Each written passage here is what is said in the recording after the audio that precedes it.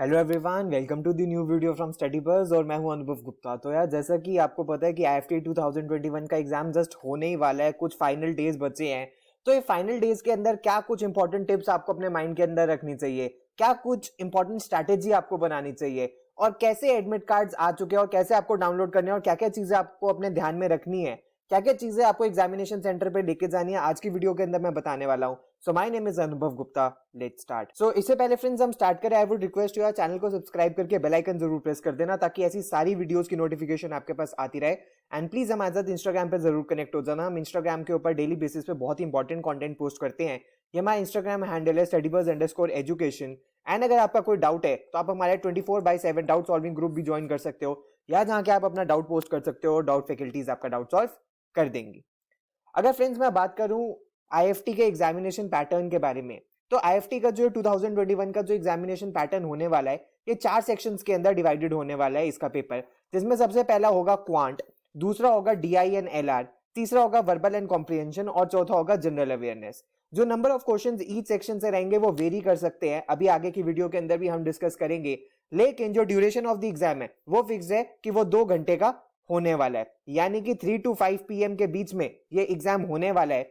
और इसके बारे में अगर मैं आपको बताऊं कि इसके एडमिट कार्ड्स आ चुके हैं, आप भी इसका एडमिट कार्ड डाउनलोड कर सकते हो। इसका लिंक मैंने नीचे डिस्क्रिप्शन बॉक्स के अंदर दिया है, वहां पे जाके आप अपना एप्लीकेशन नंबर डाल के, अपनी डेट ऑफ बर्थ डाल के इसका एडमिट कार्ड डाउनलोड कर सकते हो। एडमिट कार्ड के ऊपर आपको कंप्लीट डिटेल्स इसकी मेंशन्ड है। इन्होंने फ्रेंड्स 3 पेज का एडमिट कार्ड निकाला है, जिसके ऊपर कुछ बहुत इंपॉर्टेंट इंस्ट्रक्शंस मेंशन्ड है। ये तो आपका फर्स्ट पेज है एडमिट कार्ड का।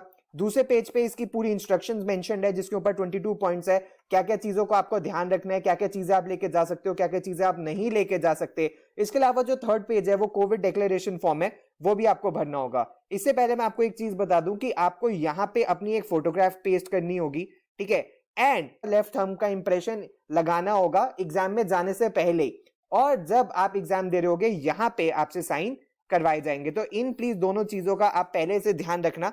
लेफ्ट थंब का इंप्रेशन आप अपने घर से ही लगा के इस एडमिट कार्ड के ऊपर जाना, और बहुत क्लोजली इस एडमिट कार्ड को पढ़ लेना। अगर फ्रेंड्स मैं बात करूं कट ऑफ क्या रही थी 2019 एंड 20 के अंदर, तो आईएफटी एक ऐसा एग्जाम है जहां पे आपको sectional as well as overall cut off भी क्लियर करनी पड़ती है। तो फ्रेंड्स जो टोटल मार्क्स का ये पेपर रहता है वो अप्रोक्सीमेटली 300 मार्क्स का ये पेपर रहता है। और जो कट ऑफ रही थी, अगर मैं 2019 और 20 के बारे में बात करूं, मतलब जो 2019 का पेपर है जिसका रिजल्ट 20 के अंदर आया, तो जनरल बच्चों के लिए 138 थी। जो ईडब्ल्यूएस कैटेगरी के बच्चे हैं उनके लिए भी यही ऑलमोस्ट सेम थी। ओबीसी एनसीएल के लिए 115.5 थी, एससी एसटी पीडब्ल्यूडी के लिए 89 थी। इसके अलावा जो सेक्शनल कट ऑफ रही थी वो जीके के अंदर 30 मार्क्स में से 5 मार्क्स थी, वीएनआरसी के अंदर 105 मार्क्स से 34 मार्क्स थी, data interpretation and logical reasoning में 90 में से 22 थी, एंड क्वांट के अंदर 75 में से 15 थी। तो इसका मतलब ये है कि फॉर एग्जांपल मान लीजिए कोई बच्चा है, उसकी 138 आ जाते हैं, 138 के बजाय मान लो 140 भी आ जाते हैं, लेकिन उसके वर्बल में 34 की जगह 33 रह गए या 32 रह गए, तो उस बच्चे को कॉल नहीं आएगी। तो यानी कि ओवरऑल कट ऑफ भी आपको क्लियर करनी है, एज वेल एज आपको सेक्शनल कट ऑफ भी क्लियर करनी है। इसके बाद अगर फ्रेंड्स मैं आपको कुछ बहुत इंपॉर्टेंट चीज बताऊं कि लास्ट एग्जाम होने से पहले कुछ बहुत इंपॉर्टेंट चीजें और कुछ बहुत इंपॉर्टेंट पॉइंट्स जो आपके अपने माइंड के अंदर रखने हैं, कि सबसे पहले तो मैं आपको ये बता दूं कोई set and defined pattern of the exam नहीं है इन दी टर्म्स ऑफ कि नंबर ऑफ क्वेश्चंस कितने आने वाले हैं।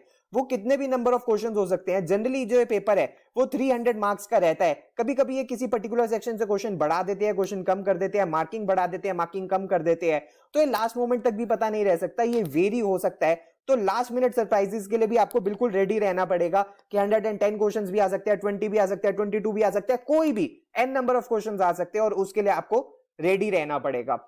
मैंने दोबारा इसको मैं रिपीट कर रहा हूं कि sectional and overall cut of आपको क्लियर करनी पड़ेगी। कैसे, मैं यहां पे आपको समझा चुका हूं। अगर आपकी ओवरऑल कट ऑफ क्लियर हो गई और सेक्शनल क्लियर नहीं हुई तो आपको कॉल नहीं आएगी। हर साल बहुत सारे बच्चे ऐसे होते हैं जिनकी ओवरऑल कट ऑफ क्लियर हो जाती है लेकिन सारी सेक्शनल कट ऑफ क्लियर नहीं हो पाती है, तो इस वजह से उनकी आईएफटी की कॉल नहीं आती है। नेक्स्ट है फ्रेंड्स कि आपको अपना मैक्सिमाइज करना है sectional as well as overall score without thinking the ideal number of attempts, क्योंकि जो इसका डिफिकल्टी लेवल है वो हम अभी से प्रिडिक्ट नहीं कर सकते हैं। तो हम अभी से ये नहीं बता सकते कि आपको इतने में से इतने क्वेश्चन करने हैं। तो आपको पेपर देख के खुद एनालाइज करना है, खुद एक जजमेंट आपको अपनी डिसाइड करनी है कि मैं कितने इसके अंदर कर सकता हूं, कितने मैक्सिमम मैं पर्टिकुलर सेक्शन से क्वेश्चन कर सकता हूं, इन ओवरऑल मैं कितने ज्यादा से ज्यादा कर सकता हूं। विदाउट थिंकिंग अपने माइंड के अंदर मैं एक नंबर डिसाइड करके नहीं बैठूंगा कि मुझे इतने ही करने हैं, इससे ज्यादा नहीं करने हैं। ऐसा हम बिल्कुल भी सोच के एग्जाम में नहीं जाएंगे। एग्जामिनेशन में जाने से पहले फ्रेंड्स, अभी तक आई होप आप बहुत सारे एग्जाम्स दे चुके होंगे और आपको आपके स्ट्रॉन्ग एंड वीक एरियाज का पता होगा। तो ये ही आईएफटी के लिए भी वैलिड है कि आपको एग्जामिनेशन में जाने से पहले अपने स्ट्रॉन्ग एंड वीक एरियाज का पता होना चाहिए। फॉर एग्जांपल, अगर हम मान लेते हैं कि क्वांट का कोई पर्टिकुलर सेक्शन आपका वीक है, तो आप उसके अंदर टाइम वेस्ट नहीं करोगे, और कोई पर्टिकुलर सेक्शन आपका स्ट्रॉन्ग है लेकिन क्वेश्चन उससे बहुत ज्यादा डिफिकल्ट आ गए और बहुत ज्यादा वो टाइम कंज्यूमिंग है, तो वहां भी आप अपना टाइम वेस्ट नहीं करोगे। तो you have to find out and chalk out एक डिसाइसिव स्ट्रेटेजी जो आपके लिए एक इफेक्टिव एंड एफिशिएंट मैनर में काम करे, जो आपके स्ट्रॉन्ग एंड वीक एरियाज के ऊपर, दोनों के ऊपर आपको हेल्प करे। उसके बाद फ्रेंड्स मैं आपको बताऊं कि 2019 के अंदर इन्होंने अपना पैटर्न चेंज किया था और जो डिफिकल्टी लेवल था एग्जाम को वो अप्रोक्सीमेटली मॉडरेट लेवल का था। लेकिन आईएफटी की डिफिकल्टी लेवल को पहले से प्री जज नहीं करा जा सकता, ये इनके ऊपर है, ये इसको चेंज भी कर सकते हैं। अगर ये चाहे तो इस साल इसको मॉडरेट टू हार्ड लेवल के ऊपर भी लेके जा सकते हैं, उसी लेवल के ऊपर भी लेके जा सकते हैं जो लास्ट ईयर था। तो इसलिए सबसे अच्छा ये होगा कि हम लास्ट मिनट तक कुछ भी एंटिसिपेट ना करें एंड हम अपने बेस्ट तरीके से प्रिपरेशन करके जाएं, पेपर को देखें, पेपर को एनालाइज करें, अपनी स्ट्रैटेजी डिसाइड करें और फिर पेपर को हम अटेम्प्ट करें। उसके बाद फ्रेंड्स, जैसे कि मैंने आपको पता ही होगा कि इसके अंदर कोई सेक्शनल टाइम लिमिट नहीं है, तो इसका मतलब ये भी नहीं है कि आप किसी पर्टिकुलर सेक्शन के अंदर बहुत ज्यादा टाइम वेस्ट करोगे, और इसका मतलब ये भी नहीं है कि आप पूरा का पूरा सेक्शन छोड़ दोगे। अगर आपने ये दोनों ही चीजें करने की कोशिश करी तो दोनों ही सिचुएशंस के अंदर ये पेपर क्लियर नहीं हो पाएगा, क्योंकि जैसा कि मैं आपको दोबारा बता रहा हूं कि इसमें सेक्शनल कट ऑफ होती है, तो इसलिए यानी कि सारे सेक्शंस को आपको विजिट करना पड़ेगा और सारे सेक्शंस के अंदर परफॉर्म करना पड़ेगा। उसके बाद एक चीज जिसको बच्चे या तो बहुत लाइटली लेते हैं या बिल्कुल ही इसके ऊपर ध्यान नहीं देते हैं, वो है जीके सेक्शन। अब जीके सेक्शन इतना इंपॉर्टेंट इसलिए भी है क्योंकि इसकी भी सेक्शनल कट ऑफ है। तो अगर आप करंट अफेयर्स आपके अप टू डेट नहीं है एंड बिजनेस अवेयरनेस से आप अवेयर नहीं हो, तो ये आपके लिए एक बहुत बड़ी डिफिकल्टी क्रिएट कर देगा जीके सेक्शन में।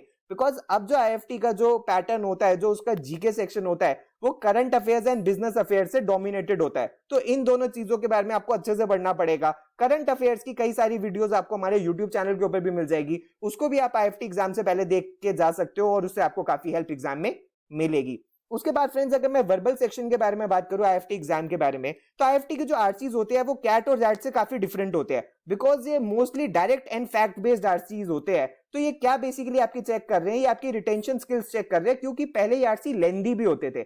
इस साल इनकी एक्चुअल लेंथ क्या रहेगी अभी से हमें प्री जज नहीं करना चाहिए, लेकिन अगर ये direct and facts based RC है तो हमें अपनी रीडिंग स्पीड अच्छी चाहिए एंड रिटेंशन स्किल्स भी अच्छी चाहिए, बिकॉज यहाँ पे डायरेक्टली अब इन्फ्लुएंस इतनी अच्छे से चेक नहीं होगी, रिटेंशन स्किल्स चेक होगी। और आरसी के अलावा अगर मैं वोकैब के बारे में बात करूं तो यहाँ पे इस एग्जाम के अंदर आपकी वोकैब भी चेक करी जाती है, आपकी ग्रामर भी चेक करी जाती है। वोकैब से रिलेटेड आपको और भी तरीके के क्वेश्चंस देखने के लिए मिलते हैं। For example analogy based questions होते हैं, fill in the blanks based questions होते हैं, मैच द फॉलोइंग होते हैं, बतेरी चीजें देखने के लिए मिलती हैं। तो अगर आपको वर्बल सेक्शन में अच्छा परफॉर्म करना है तो आरसी के साथ साथ आपको वोकैब के ऊपर भी फोकस करना पड़ेगा। वोकैब से रिलेटेड भी काफी सारी वीडियोस आपको हमारे यूट्यूब चैनल के ऊपर मिल जाएंगी।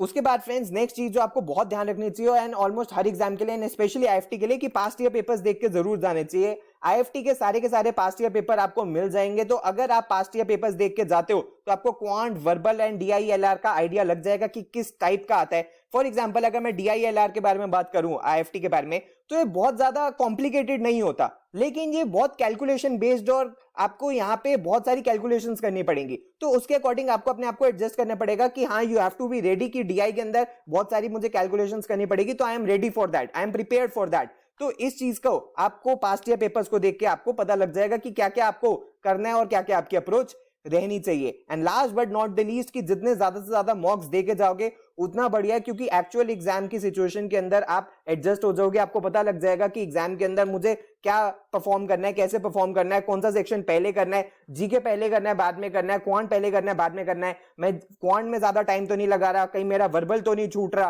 कहीं मेरा डीआईएलआर में तो कुछ गलती नहीं हो रही है। तो ये सारी चीजें आपकी बिल्कुल क्लियर हो जाएंगी अगर आप मॉक्स दे दोगे और आप ये डिसाइड कर लोगे और उसका एनालिसिस कर लोगे कि हाँ, आपकी परफॉर्मेंस क्या रही थी। तो फ्रेंड्स ये सब कुछ थी, कुछ इंपॉर्टेंट टिप्स जो आईएफटी के एग्जाम के रिलेटेड थी। मैं अपनी बेस्ट विशेस आपको देना चाहता हूँ कि अपकमिंग जो आईएफटी एग्जाम आ रहा है उसके अंदर आप बहुत अच्छे से परफॉर्म करो। प्लीज हमारे साथ इंस्टाग्राम पे जरूर कनेक्ट हो जाना, और अगर आपको कोई डाउट है तो आप हमें व्हाट्सएप या ईमेल भी कर सकते हो। So thanks a lot friends, all the best, God bless you.